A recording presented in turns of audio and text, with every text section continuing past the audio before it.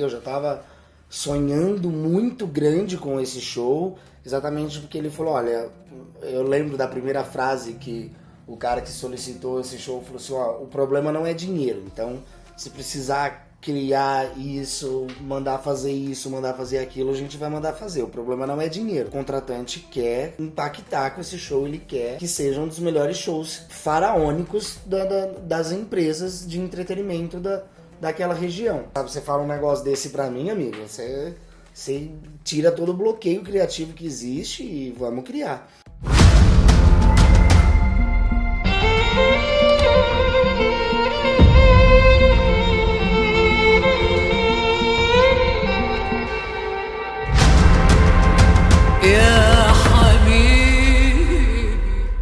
E eu tive vários momentos desses de arrepiar, ouvindo um certo mix depois que ele termina, encaixado dentro daquele tempo. Então eu lembro no meu computador tinha 2 linhas do tempo, uma separada já para os takes que iam ser daquele momento, para aqueles momentos da história. E foi muito legal, porque quando eu estava construindo a trilha sonora, eu também já tinha a narração do show. Eu já tinha o texto oficial da narração do show, porque eu já tinha uma ideia, porque eu queria que Osiris fizesse toda a narração em primeira pessoa do show. Era uma construção que era quase a última etapa, assim, quase a última etapa do processo criativo. E foi onde eu chorei a primeira vez, assistindo o show, ouvindo o show. Foi onde eu chorei pela primeira vez. Foi onde eu terminei a trilha sonora.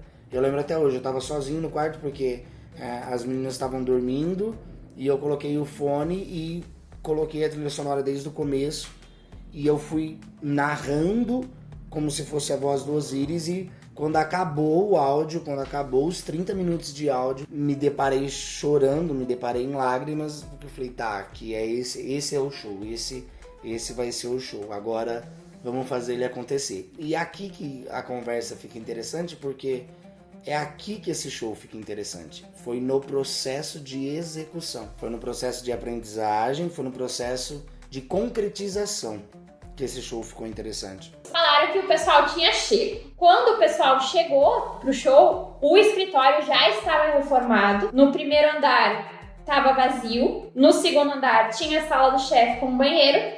E no terceiro andar tinha uma sala de ensaio. Que a promessa era que teria ar-condicionado e nunca na vida teve ar-condicionado. Mas tudo bem, essa parte a gente deixa abaixo. Tava eu lá sentada no escritório quando vê chega o pessoal. Tá pronto, resolvido. Tá tudo resolvido agora. Porque quando eles chegaram, e eu sempre falo isso pro João, aí eu vi que eles realmente eram artistas. Porque eu já tava tão acostumada a ver as pessoas chegando na empresa de qualquer jeito. A primeira vez que queria encontrar o chefe chegando de qualquer jeito.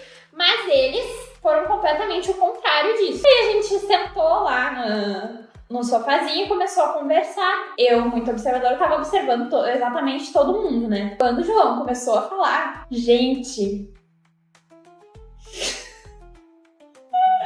eu senti um alívio, porque assim, ó, ele começou a falar tanta coisa de nome de teatro, de tipo de palco, e coxinha do não sei o que, e isso e aquilo, e a luz, e bibibi, bababá, e eu só fazendo assim, gente, eu não sei nada disso, deixa esse homem fazer esse show do zero.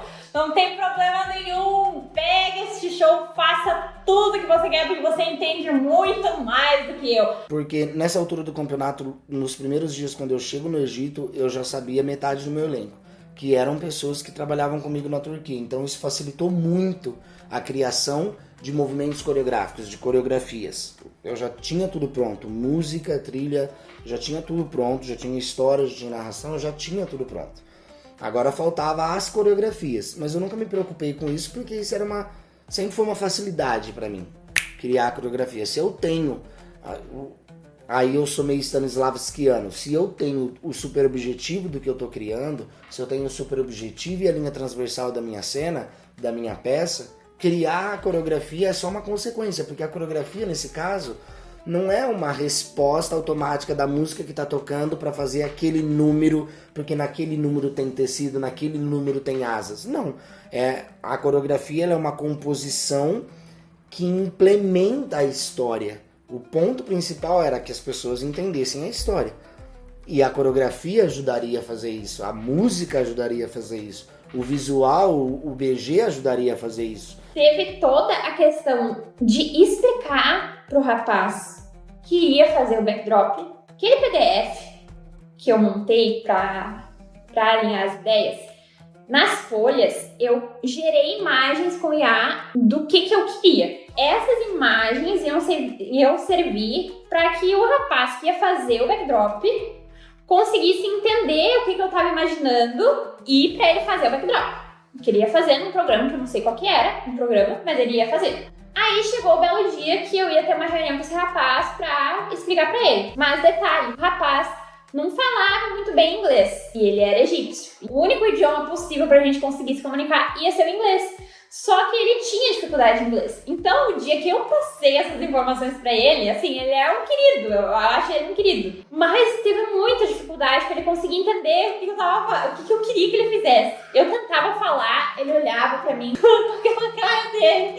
E daí eu já começava a fazer mímica pra, tipo assim, mostrar pra ele o movimento que eu queria que a imagem fizesse e tal. Tinha uma cena que era o máximo. Era uma cena de guerra. Não, mentira. Era uma cena de festa. E o que eu queria nessa cena? Eu queria que tivessem pessoas penduradas em tecidos, tipo, fazendo danças nesse tecido pendurado. Até esqueci o nome disso agora. E aí, esse homem me coloca simplesmente um tecido e uma pessoa com uma perna pra cima e a outra dobrada. E a pessoa assim, girando no tecido.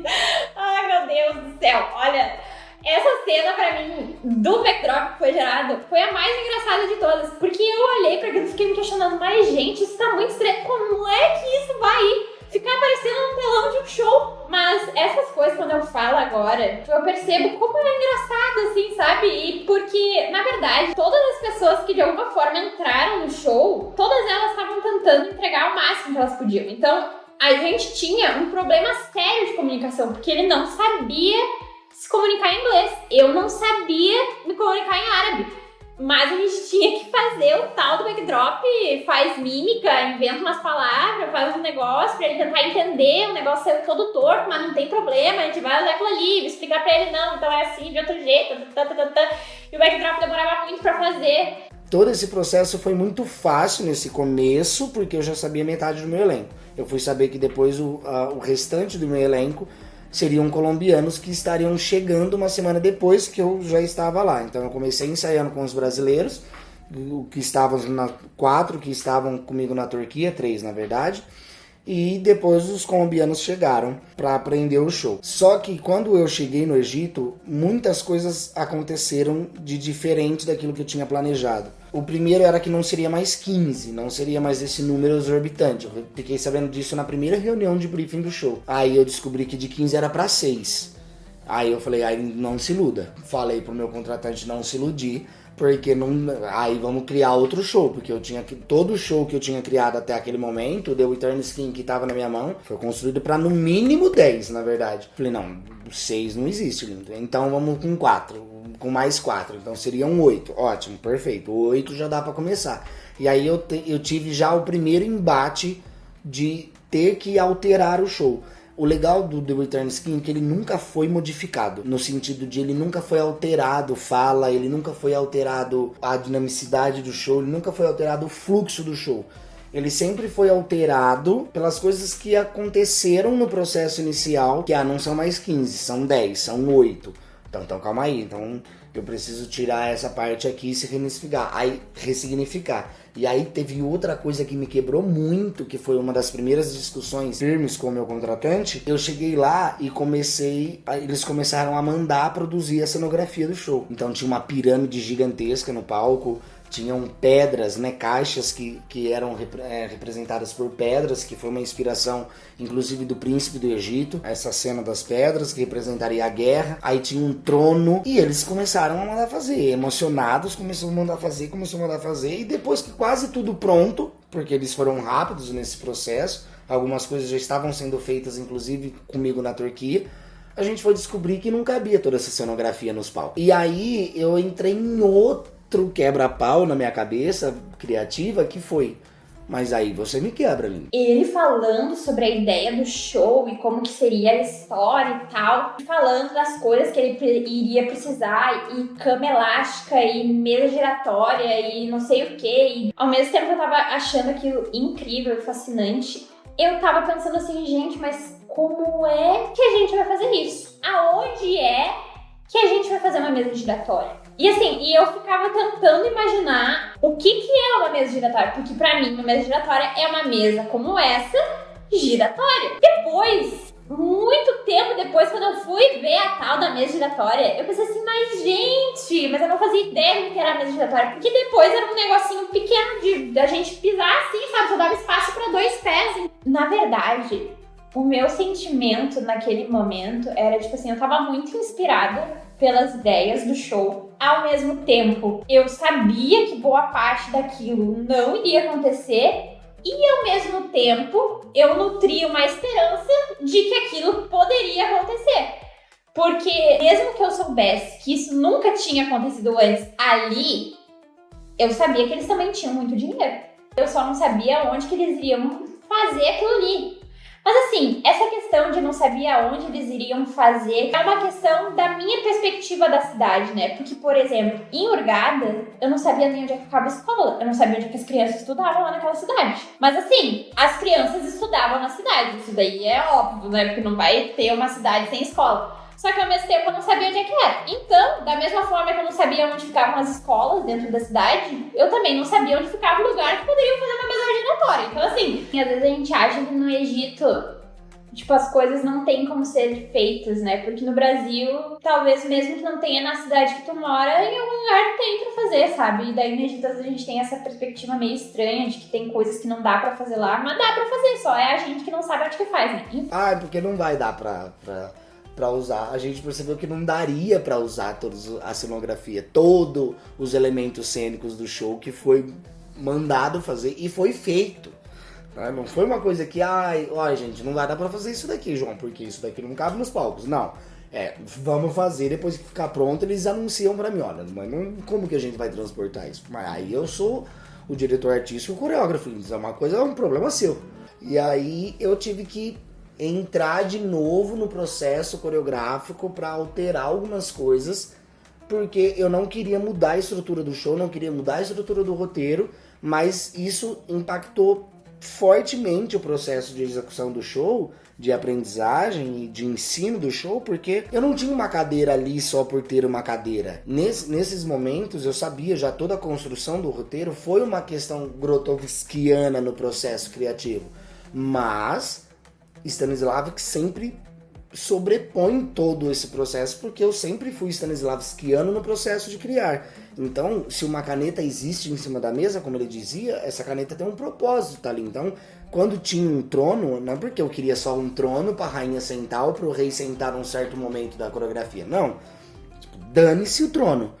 Se tem o trono e a gente vai mandar fazer o trono no processo criativo, eu coloquei um trono, e eles me deram essa liberdade de pode pedir o que você precisar, porque a gente vai mandar fazer. O trono tinha uma importância simbólica no show. E simbólica pra história, não só por um símbolo estético, não só pela estética do show. Então, a pirâmide tinha um poder importante de influência no entendimento do show. E todos os outros elementos. E eu lembro que a gente acabou ficando com 3 elementos. Então foi o tecido, o bastão, as asas, é claro, mas o tecido, o bastão e o cajado.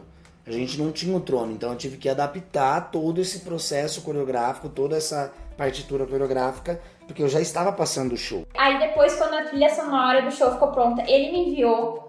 Eu ouvi essa trilha sonora no hotel que eu tava trabalhando, no Ocean View, e eu fiquei assim, meu Deus do céu. Nossa, eu amei a trilha sonora. Quando eu tava ouvindo, ao mesmo tempo que eu tava amando, eu também tava relembrando de como foi difícil pra mim encontrar músicas pra fazer as cenas que eu tinha imaginado pro meu show ainda, né? Então ele fez a trilha sonora pro show que ele imaginou e eu tava, tipo assim, entendendo ideias de qual tipo de música que poderia ser usado em cada tipo da cena que a gente queria passar certo tipo de sentimento. Então, porque, sei lá, no meu show, eu tinha essa questão da festa, eu tinha uma questão de luta, eu tinha uma questão, sabe? E todas essas músicas ficava tipo assim, tá, mas que música que eu vou usar pra falar de uma guerra? Que música que eu vou falar pra falar de uma festa?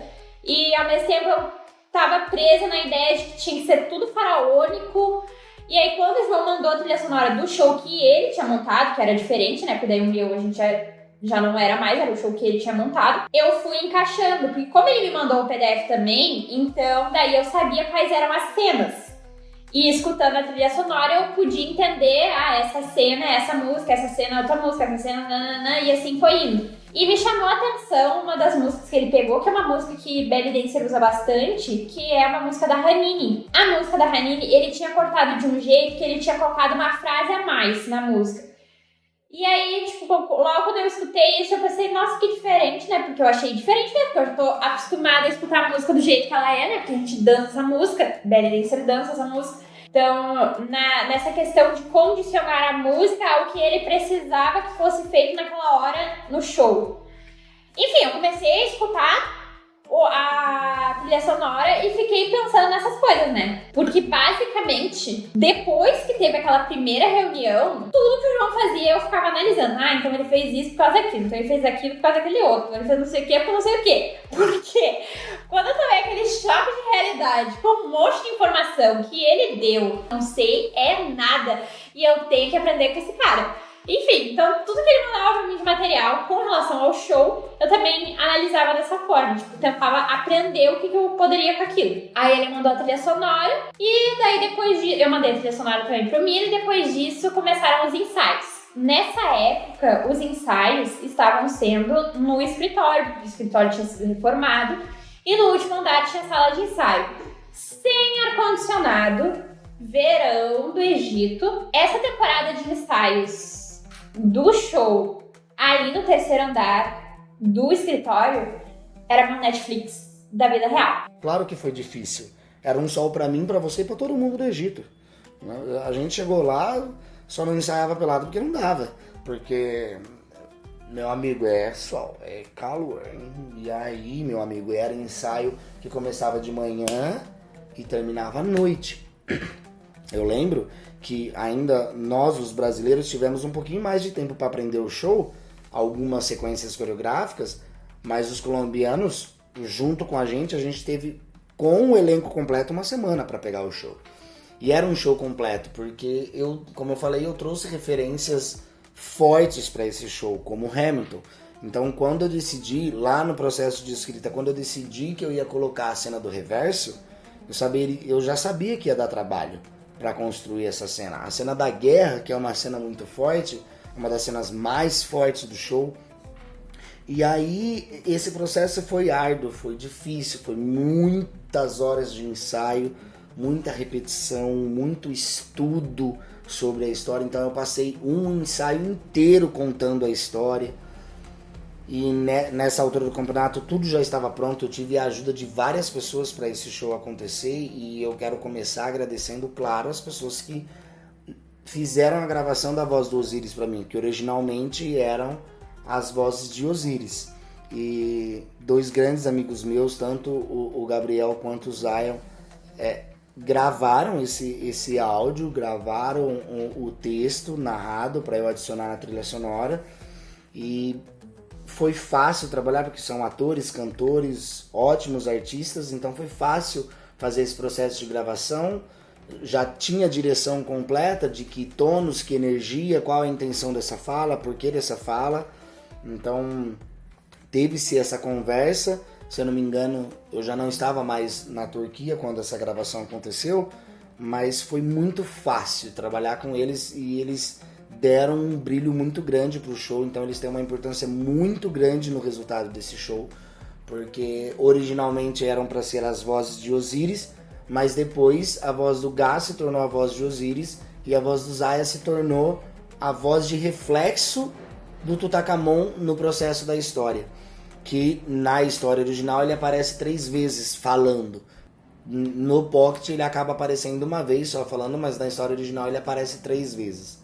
No voice-over. Eu sempre adorei essa história de narração, sempre gostei dessa ideia de ter um voice-over narrando a história. Uma porque ali facilitaria o entendimento, mas eu não queria uma coisa meio quinta série. Então o texto foi todo elaborado para ser uma coisa subliminar, mas também clara e dar esse entender. Como Osíris era o personagem que trazia Tutankhamon de volta à vida, então ele traz toda essa narração para a peça, e depois na versão Pocket a voz do Tutankhamon aparece como Caco, a gente costuma chamar de Caco, mas aparece ressoa como uma resposta dessa voz, né? Então foi muito legal, esse processo foi incrível. Gratidão por esses dois, porque realmente foi de extrema preciosidade a arte deles dentro de um show que eles nem estavam perto, não sei nem se chegaram a assistir. If a man loses everything he owns, as he really lost, is it later life to the eyes of the heaven? Or is it the beginning? Aí depois disso, eu e o João, a gente começou a conversar mais pelo WhatsApp pra fazer essa questão desse material. Então eu tava ajudando ele nas traduções, também nessa questão do envio do material, eu também enviava pro Mina, então o João enviava pra mim, eu enviava pro Mina. Então assim, sabe aquela série que tu assiste todo dia e no outro dia tu quer assistir mais um monte? Pra mim eram os ensaios do show faraônico. Eu ficava lá sentadinha no canto, assistindo tudo. Sempre quando eu tava no escritório, eu ia lá e assistia o ensaio. Sabe uma sensação de conforto? Era tipo isso. Eu ficava sentadinha lá, quieta. Não, se eu tava sozinha era melhor ainda. Porque eu ficava sozinha, assistindo o espetáculo, bem quietinha, encolhida pra não atrapalhar ninguém deles, porque eles mexiam com várias coisas durante o ensaio, né? Na verdade, uma das coisas que eu mais gostava de assistir no ensaio era ver o João conduzindo os bailarinos. Porque essa era uma dificuldade que eu tinha conduzindo as bailarinas do show de dança do ventre, né? Que naquela época eu era coreógrafa também. Eu gostava de assistir as coreografias e eu gostava de assistir o direcionamento do João. Porque, na verdade, assim, a todo momento eu me sentia como se eu não fosse louca assistindo ele nos ensaios com os bailarinos. Porque tudo que eu tentava me controlar nos meus ensaios, que eu achava que as pessoas iam reclamar, ele simplesmente era e fazia. E gritava e dizia, não é assim, agora eu não lembro as coisas melhor. Ele falava que tinha que ser falado ali no negócio e todo mundo ficava quieto e fazia. Assim, general. E eu gosto disso. Pra mim tem que ser assim, entendeu? Tem que ser assim. E eu não podia ser assim. E daí, ao mesmo tempo que ele era assim, as pessoas também gostavam dele. Então, tipo, eu tentava entender o que era esse balanço entre xingar a pessoa e apoiar a pessoa, pra que ela, tipo assim, não reclamasse depois. Na verdade, eles reclamavam, mas também eles não se importavam. No fim, todo mundo ficava incomodado com alguma coisa, só que o João, ele era essa figura de liderança, assim, indiscutível pra eles. E outras pessoas, nossa, um dos meus maiores presentes que eu recebi do Egito foi a Malu, que foi uma pessoa que me acompanhou desde o começo ali, uma pessoa séria, profissional, me ajudava muito com a questão das traduções, porque eu cheguei no Egito falando bem pouco inglês, eu sabia xingar bastante, sabia brigar bastante em inglês, mas não sabia ter uma conversa decente, né, pelo histórico que eu tinha tido meses atrás. Então a Malu foi esse guia muito forte no processo do desenvolvimento desse show, então ela acompanhou o processo inteiro. Foi o maior presente que eu recebi, foi essa amizade que eu carrego até hoje, porque ela foi muito importante na construção desse show. Outras pessoas, claro, que cooperaram com o show, que estava ali no processo, no processo inicial, mas depois acabou mais atrapalhando do que ajudando. Mas essas pessoas acabam não valendo tanto a pena para falar, mas algumas sim foram importantes, como o Diogo foi uma pessoa importante no processo inicial da construção, que foi o que fez toda a ponte, que fez a comunicação comigo enquanto eu estava na Turquia. Então foi uma pessoa importante no processo inicial, foi uma pessoa bondosa no processo inicial. E outras pessoas que percorreram toda a produção. Eu lembro que a produção da própria empresa que eu estava trabalhando, o Mike, que eu carrego no meu coração até hoje, foi uma pessoa que correu a plenos pulmões comigo para fazer esse show acontecer. Figurinos, isso daqui não é assim, isso daqui é assim, isso daqui não é colar. Tinha uma mesa giratória no show que acabou nunca sendo usada porque a mesa pesava quase 100 quilos, eu não tava entendendo. Uma coisa importante de vocês saberem dos árabes, eles são 8 e 80, não tem meio caminho. Então quando eu falei que eu precisava de uma mesa giratória, né, porque futuramente também faríamos Aladdin, então eu queria a mesa giratória, eles chegaram com uma mesa de ferro maciço que não dava para carregar no palco. Eles não podiam ter um meio termo. O Mike foi uma pessoa muito importante, e claro, meu próprio contratante, meu próprio chefe, que me deu total liberdade para construir o show, total liberdade, total. Ele nunca me bloqueou em nada, nunca falou isso daqui, não. Uma que eu já tinha o show pronto, com uma base muito forte, histórica, mas foi um cara que me deu total liberdade para criar, total liberdade para executar. E foi muito legal porque ele se apaixonou pelo show junto com a gente, ele fazia parte dos ensaios com a gente, então ele se apaixonou pelo show junto com a gente. E ele colocou até o toque do celular dele como uma das músicas do show. Quando o show foi estreado, uma coisa que o meu elenco não sabe, eu não sei, eu não lembro se eu cheguei a falar isso pra alguém, mas provavelmente eu falei isso pra Malu, mas não falei pras outras pessoas, principalmente para quem tava no elenco, de que quando a gente tava fazendo a gente estrear, a gente foi pro hotel, dormiu no hotel, fizemos os ensaios, fizemos a passagem o dia inteiro, íamos estrear, o figurino tinha chegado naquele dia, porque eles têm um certo problema com o tempo também. Eu ouvi muito Egyptian Time, isso me tirava muito do sério, mas o figurino chegou naquele dia, então algumas coisas deram certo do figurino, outras coisas não deram certo do figurino, foi meio caótico aquele dia, mas eu lembro que tipo, a gente tava passando o show e o meu chefe sentado de frente assistindo com os managers do hotel e tudo mais, e eles estavam empolgados e tudo mais, e que nossa, que legal. E eu lembro de, na encolha, chegar no meu chefe e falar: linda, não vai dar pra estrear.